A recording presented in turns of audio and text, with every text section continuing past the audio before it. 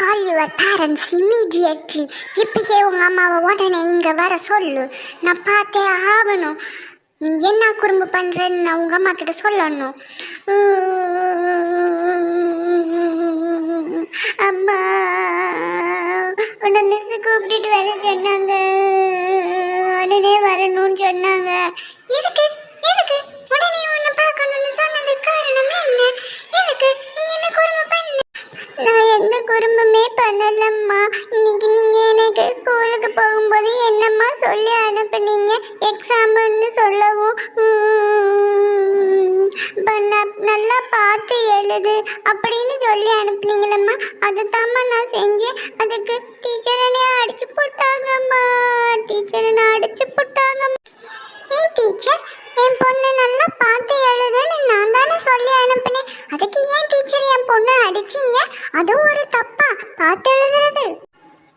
நீங்க புரியாம பேசிட்டு இருக்கீங்க. பார்த்து எழுதுறதுன்னா அவ கொஸ்டினை நீங்க நல்லா பார்த்து எழுதுன்னு சொல்லி அனுப்புனதை தப்பா புரிஞ்சுக்கிட்டு பக்கத்துல இருக்கிற பேப்பரை பார்த்து பார்த்து எழுதுறா. நாங்க அப்புறம் என்ன செய்ய முடியும்? உங்களுக்கு தான் கூப்பிட முடியும். அப்படியா பண்ணினால்? நீங்கள் அடிச்சதுல தவறே இல்லை. வீட்டுக்கு வா, உன் காலை உடைக்கிறேன் பார். ஒழுங்கா டியூஷனுக்காவதும் போயிட்டு வா. இல்லைன்னா இன்னைக்கு நைட்டு உனக்கு சோறு கிடையாது.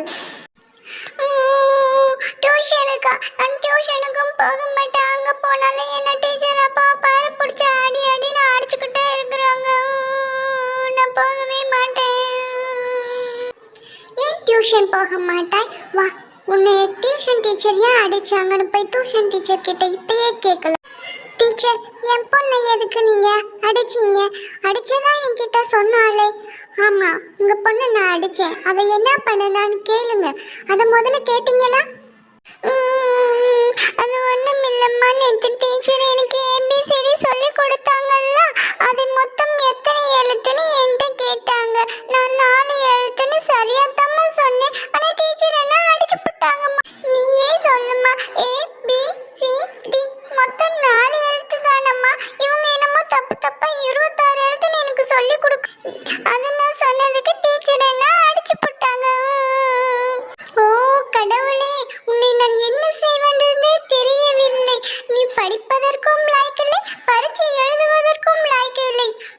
இது போன்ற சுட்டி பெண்கள் உங்கள் வீட்டிலும் இருந்தால் எங்கள் சேனலை சப்ஸ்கிரைப் பண்ணுங்க, ஷேர் பண்ணுங்க, கமெண்ட் பண்ணுங்க, லைக் பண்ணுங்க. இந்த காமெடி பிடிச்சிருந்தா கமெண்ட்ல சொல்லுங்க. சப்ஸ்கிரைப் பண்ணாம பார்க்குறவங்க சப்ஸ்கிரைப் பண்ணிக்கோங்க.